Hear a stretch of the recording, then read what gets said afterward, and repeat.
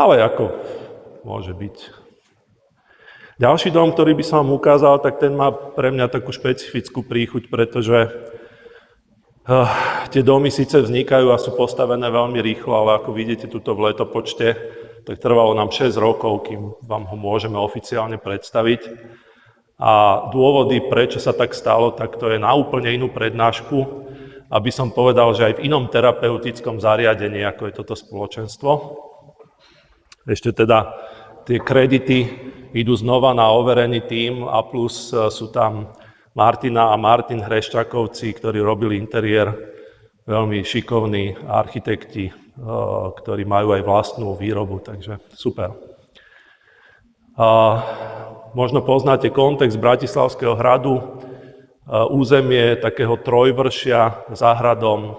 Je to územie, ktoré bolo do polovice 19. storočia záhradami a vinohradmi a lesmi, za lesom. Po vzniku prvej Československej republiky sa tam začala realizovať nejaká výstavba postupne a vznikali tam aj mnohé veľmi zaujímavé stavby.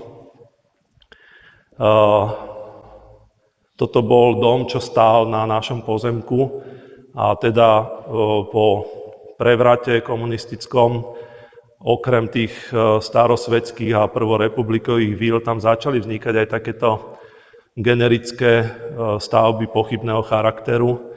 Takže to bol tiež jeden z dôvodov, prečo sme nemali žiaden problém, tak my, ako aj investori, ako aj pamiatkový úrad, že ten dom išiel dole, len sa tak zaprášilo.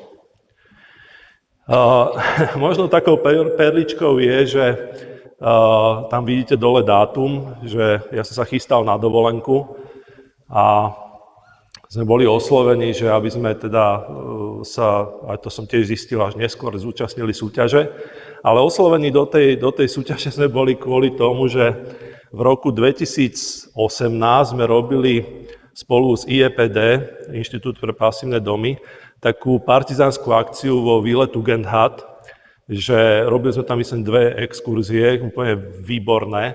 A bolo to s takým podnadpisom, že môže byť Villa Tugendhat pasívny dom a malo to veľký úspech. 2 autobusy veľmi veselé sme vypravili tam aj naspäť a bolo to fajn. A manželka klienta si niekde čítala o tom správu, pretože jej túžbou bolo na tej parcele postaviť niečo ako Villu Tugendhat.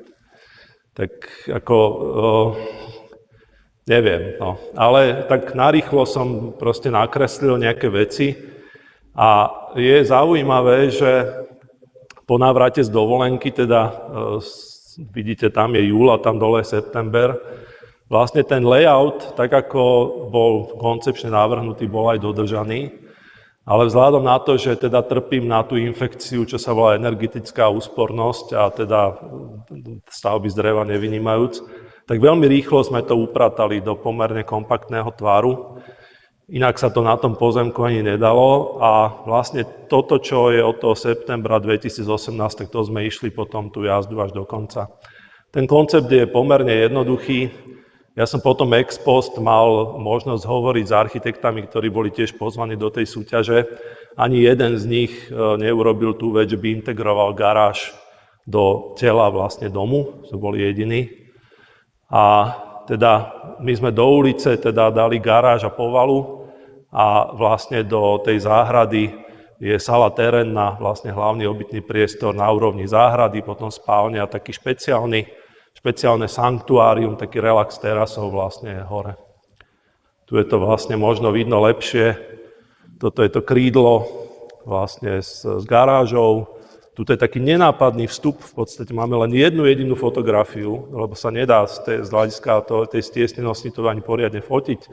S dostupnou halou, ten koncept je na také tretiny, tu je v strede taký servisný trakt a spacia časť do záhrady.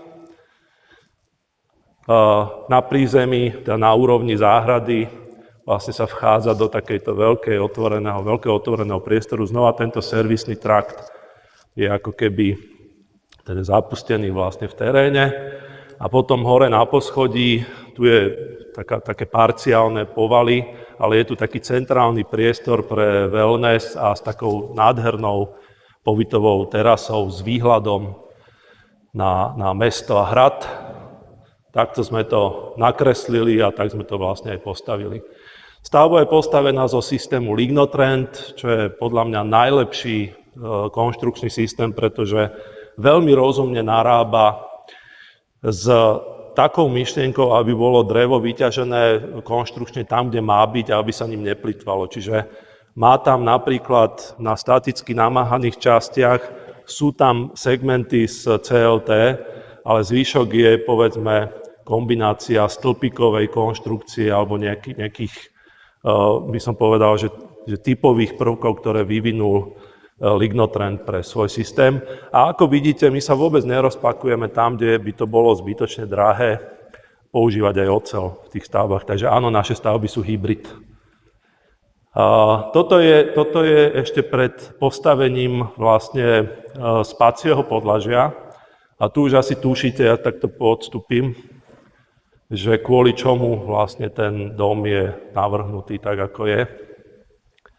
Tu je nejaký postup výstavby. Toto si mohol dať kontrakting na nejaké PF-ko, to neviem, kto je tam od vás. Strecha robená zo štajkonosníkov, vyfúkaná celulózou.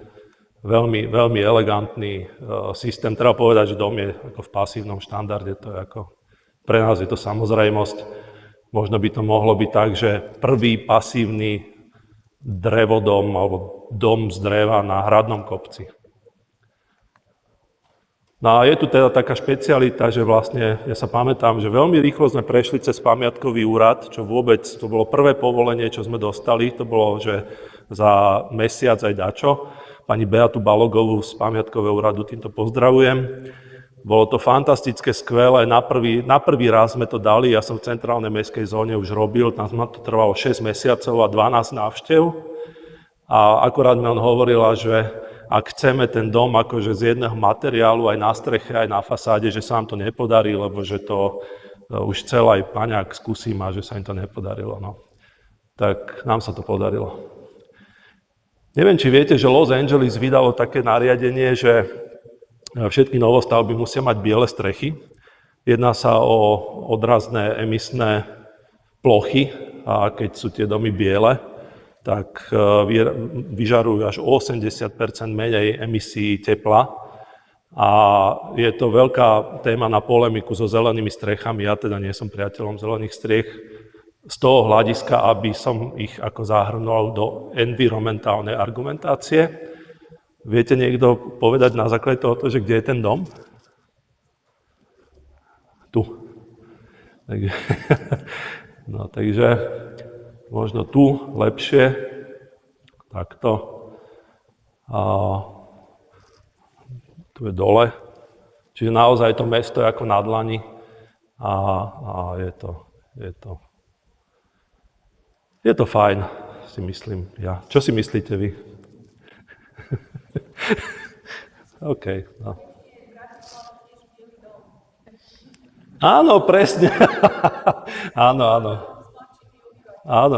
Tak máme biely dom. Tam je vlastne schovaný ten vstup do domu, taký zárez. A tuto hore je tá pobytová terasa. Aj ten dizajn sa krásne vlastne ako vymodeloval, že tento uhol, ktorý na jednej strane je pravý a tak sa vlastne otvára panoráma na ten hrad. Chyba je tá, že Matej Hakár odmietol urobiť mi fotografiu takú, kde by mal v zábere panorámu na hrad. Povedal, že on také giče nefotí, tak neviem.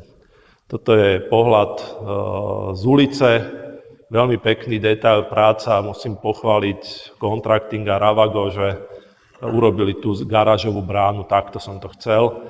Toto okno, prosím pekne, do šatníka vôbec by tam nemuselo byť. To bol jediný kompromis, ktorý som musel robiť s pamiatkovým úradom. Pani Balogová povedala, že musí byť do ulice aspoň jedno okno. Tak ho tam má. A je s bielou fóliou. Takže tu mám pohľad zo záhrady, nejaké také náladové veci. Ešte musím povedať na margo toho, čo hovoril kolega, zásadne nestaviame pasívne domy s orientáciou na juh, pretože nepovažujeme za správne. Je potom problém s prehrievaním. Tento dom je orientovaný na východ a funguje výborne. Tu sú nejaké ilustračné fotky znútra. prepojenie vlastne tej sala terénny vlastne s tou záhradou, také interiérové veci. Je tam vynikajúca akustika. Tieto Lignotrend stropy sú zázračné, pretože majú integrovanú akustickú vrstvu rovno už v paneli. Tuto sú sklenené schody, pretože sme chceli, aby do toho sanktuária hore, aby vlastne, tak ako Peter Zumthor hovorí, že keď meníte náladu, tak by ste mali vstúpať po inom povrchu, aby ste si uvedomili, že kam idete. Takže idete vlastne napríklad sem. A to je ten sporný obrázok, lebo ja som chcel taký centrálny, aby tam bol ten hrad a Matej povedal, že nie.